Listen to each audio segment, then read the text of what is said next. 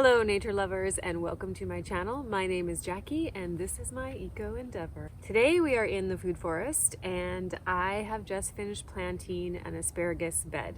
So an asparagus is a perennial plant that is going to last like 20 to 25 years. So it's very important that you consider the placement of where you want to plant these asparagus crowns. So I had 6 asparagus crowns and I originally had another bed made for them, and then I realized that it wasn't big enough for the length that I needed and I wanted to make sure it wasn't going to be shaded out. So I ended up settling on this spot here. Anyways, we're gonna get into this video. I'll show you how I planted these asparagus and teach you all everything that I know about asparagus thus far. Yeah. So I decided to mark the asparagus bed with some logs. And normally would be doing no dig, but obviously to bury these I have to dig. But this is why you should have wood chips in your garden, because it adds all that great mycelium that you need, the fungi, to help build that soil quality.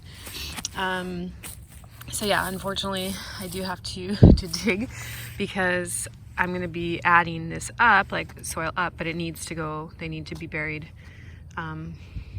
deeper. So I'm going to have to dig a trench in here for the asparagus. First, I'm just going to gently rake off all of the wood chips that I was using as mulch. These have been down for a year, so they have started to build up that really great mat of mycelium, which is a bit unfortunate, but I mean, sometimes you just gotta dig in the no-dig garden. When preparing your asparagus bed, you'll also want to pull out any other competing weeds or plants that you don't want in there. I'm pulling up all of the native blackberry vines that grow all over my property, and they don't seem to produce a lot of berries, and they just kind of like have these little live tripwires that jump up and scratch my ankles. But if anyone on Vancouver Island knows how to tame the native blackberries, these are not the invasive ones but the actual natives, let me know in the comments below, because I would love to be able to work with these plants in my garden. I just gotta show, because I'm so proud that I made actual good soil. This is, so you can see where they're starting to sprout again. I had winter field peas in here, and then also a good thick layer of wood chips that have broken down already, it looks like, quite a bit, and it's given me this black rich like soil, like humus,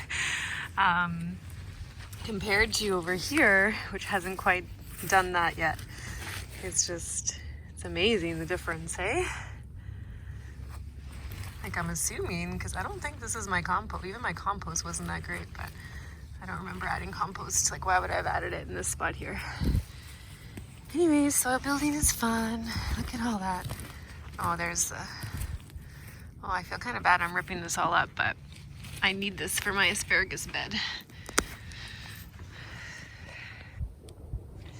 So I'm digging out the trench here. I want to plant them at like 20 centimeters down. So that's like, I don't know, like 8 inches.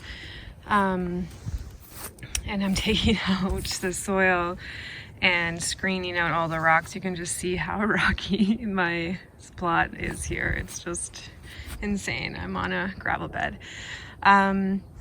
So that's only from that one little section there. So I'll dig out the rest of this, screen out as much as I can, and then I'll add this soil back in with some of my fresh chicken compost manure there. And yeah, I'm thinking this is gonna take me a long time.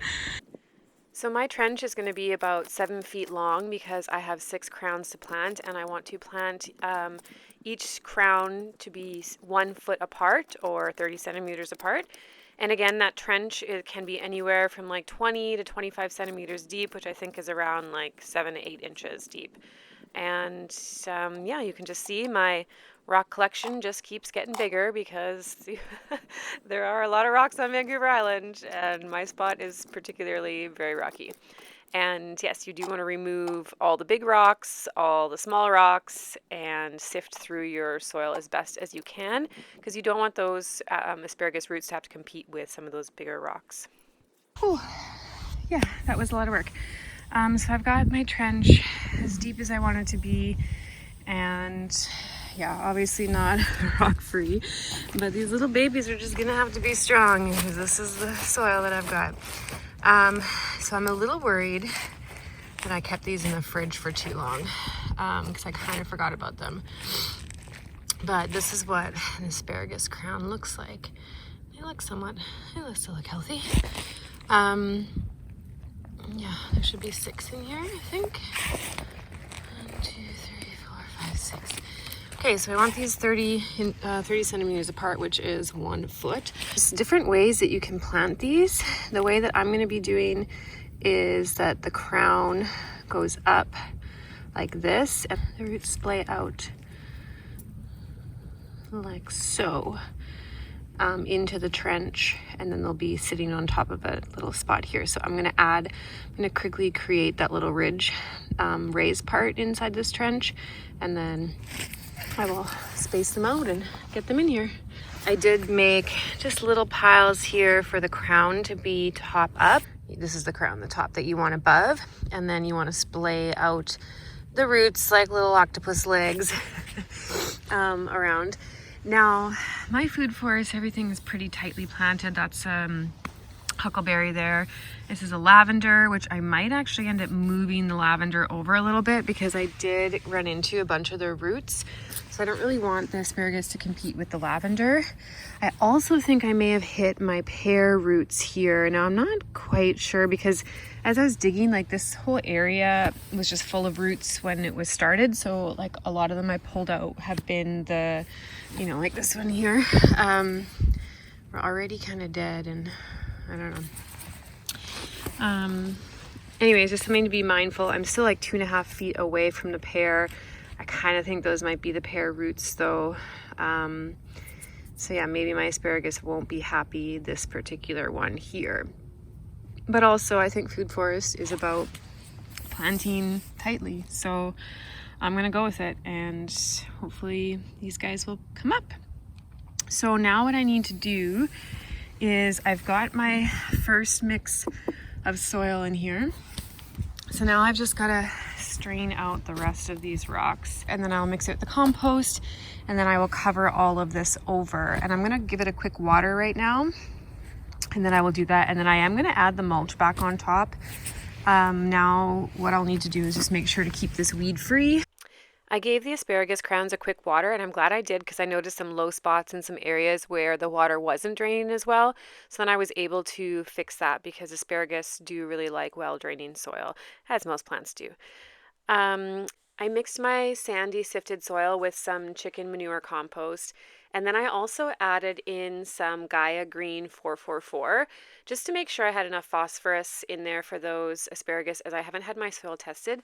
Gaia Green is my favorite organic fertilizer to use, but it has gone up by $9 this year, and I'm really glad that I bought that stuff on sale at the end of last season because, you know, like inflation sucks. So I don't know if I'll be using that again because $9 increase is like insane. So now I just added a scoop of that, a couple scoops over top to fill up that bed. And I did water in between to help pack down the soil to make sure that there was no air pockets as I covered up those crowns. Okay, that's it. The asparagus bed is planted. I'm going to throw back the leaf mulch that I had, add a bit more leaf mulch, add a bit more of this wood mulch, and just have this soil covered up so it's not bare, because bare soil is a no-no. Hey, well, that's it for today. Thank you for watching. I'm gonna go inside and get ready for a hike that I am doing by the full moon tonight, so that should be fun. I'll see you guys in the next video. Bye.